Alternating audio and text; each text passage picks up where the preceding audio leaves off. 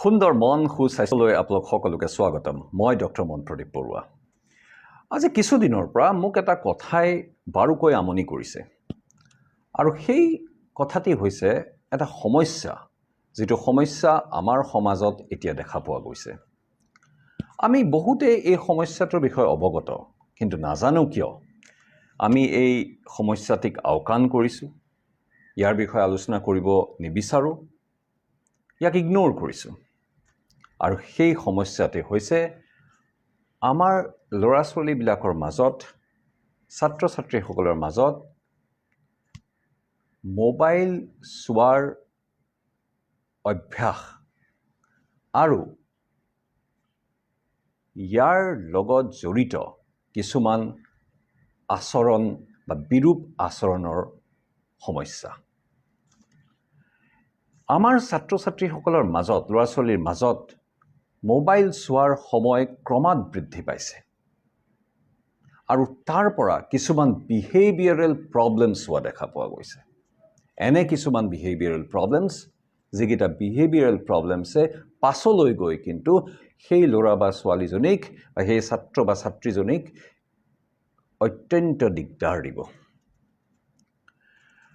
দুদিনমান আগতে মই এখন গৱেষণা পত্ৰ পঢ়িলোঁ। আজি এবছৰ আগতে আমেৰিকাত এটা গৱেষণা হৈছিল, যাৰ নাম আছিল ABCD, তাৰমানে এডলেচেণ্ট ব্ৰেইন কগনিটিভ ডেভেলপমেণ্ট ষ্টাডি। প্ৰায় 11,000 ছাত্ৰ ছাত্ৰীৰ মাজত সেই গৱেষণাটি কৰিছিল।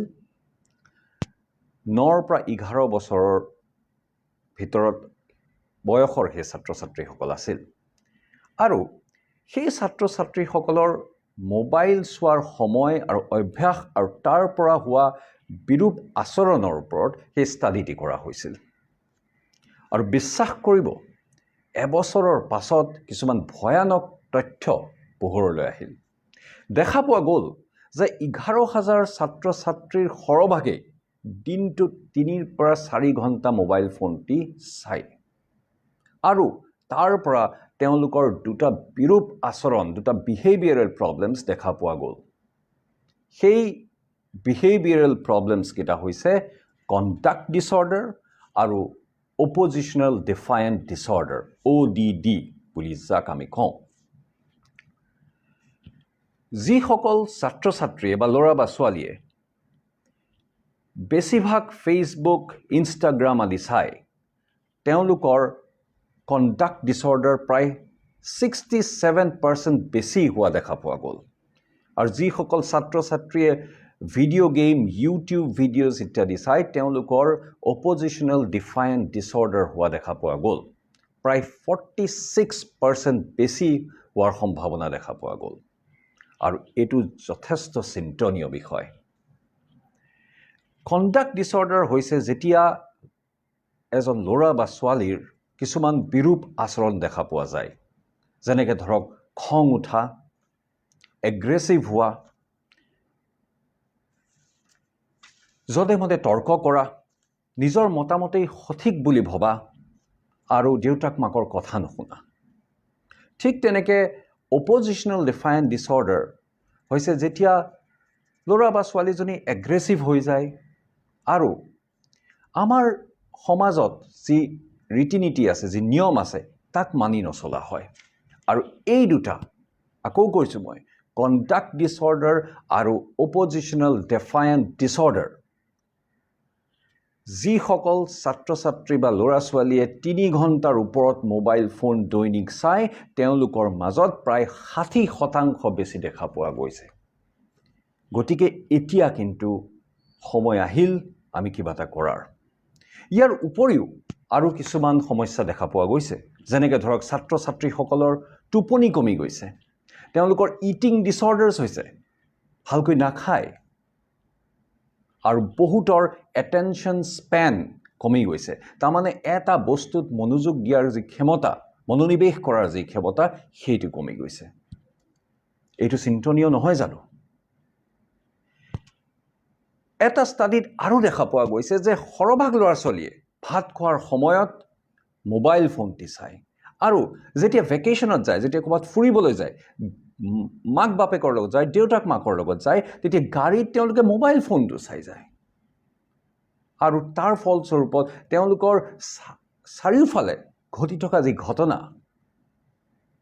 যিবোৰ দৃশ্য সেইবোৰত তেওঁলোকে কিন্তু ইণ্টাৰেষ্ট নাপায় গতিকে এই দুটা বিহেভিয়াৰেল প্ৰব্লেমছ আমাৰ ছাত্ৰ ছাত্ৰীৰ মাজত এতিয়া দেখা পোৱা গৈছে আৰু এই বিহেভিয়াৰেল প্ৰব্লেমছকেইটা কিন্তু ক্ৰমাৎ বৃদ্ধি পায় বাঢ়ি যায় গতিকে সময় আহি পৰিল এতিয়া আমি মোবাইল ফোনৰ স্ক্ৰীন টাইম ৰেষ্ট্ৰিক্ট কৰাৰ আৰু মোৰ অনুৰোধ সকলো অভিভাৱকলৈ যে আপোনালোকৰ যদি ল'ৰা বা ছোৱালীজনী 11 বছৰ তলৰ তেন্তে দিনটোত 45 মিনিট বা এঘণ্টাতকৈ বেছি মোবাইল ফোনটি চাব নিদিব আৰু বিশেষকৈ ছ'চিয়েল মিডিয়া তাৰমানে ফেচবুক ইনষ্টাগ্ৰাম আদিৰ পৰা আঁতৰাই ৰাখিব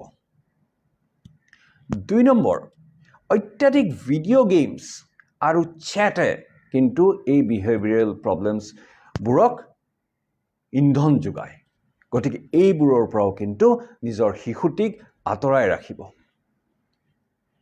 এতিয়া মোবাইল ফোনৰ স্ক্ৰীন টাইম হৈছে আমাৰ কাৰণে এক ডাঙৰ প্ৰত্যাহ্বান আৰু আমি যদি ইয়াক এতিয়াই ডিল নকৰোঁ আমি যদি এই সমস্যাটিক আওকাণ কৰোঁ তেতিয়া কিন্তু আমি ভৱিষ্যতে এটা ভয়ংকৰ স্থিতিলৈ গৈ থাকিম আৰু আমাৰ ছাত্ৰ ছাত্ৰীসকলৰ মাজত কিছুমান বিৰূপ আচৰণৰ ঘটনা বৃদ্ধি পাই গৈ থাকিব আমি সকলোৱে জানো যে আত্মহত্যা বা সুইচাইডৰ যি ৰেট সেই ৰেট বৃদ্ধি পাইছে ডিপ্ৰেশ্যন বাঢ়ি গৈছে এংজাইটি বাঢ়ি গৈছে আৰু হয়তো এই মোবাইল ফোনটিৰ পৰা তাত থকা YouTube video' social media chat Instagram আদিয়ে এই বেমাৰসমূহ এই ৰোগসমূহক ইন্ধন যোগায় বা সেইটোলৈ গতি কৰাই দিয়ে গতিকে প্ৰত্যেকগৰাকী অভিভাৱকলৈ মোৰ অনুৰোধ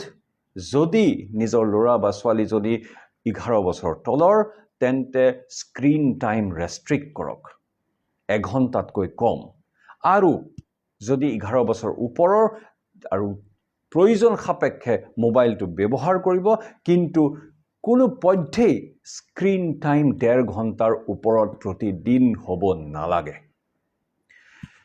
এইটো মোৰ এটা কাতৰ অনুৰোধ আপোনালোকৰ সকলোলৈ আমি এতিয়া এক পৰিৱৰ্তন দেখি আছোঁ আৰু আমি যদি এই পৰিৱৰ্তনটি বিয়োগাত্মক হয় তেতিয়া কিন্তু যথেষ্ট গভীৰ সমস্যাৰ সন্মুখীন হ'ম আহক আমি ইয়াৰ বিষয়ে চিন্তা কৰোঁ আলোচনা কৰোঁ আৰু কিবা এটা কৰিবলৈ পণ লওঁ এই কৈ মোৰ আজি ভিডিঅ'টো সামৰিলোঁ মই দুদিনমান ভিডিঅ' দিয়া নাছিলোঁ কিন্তু মই আকৌ এতিয়া ভিডিঅ' দিম খুব ইণ্টাৰেষ্টিং টপিকবোৰৰ ওপৰত ভিডিঅ' দিম আশা কৰোঁ মোৰ পেজটো আপোনালোকে সকলোৱে লাইক কৰিব শ্বেয়াৰ কৰিব ফ'ল' কৰিব আৰু ফিডবেক দিব ধন্যবাদ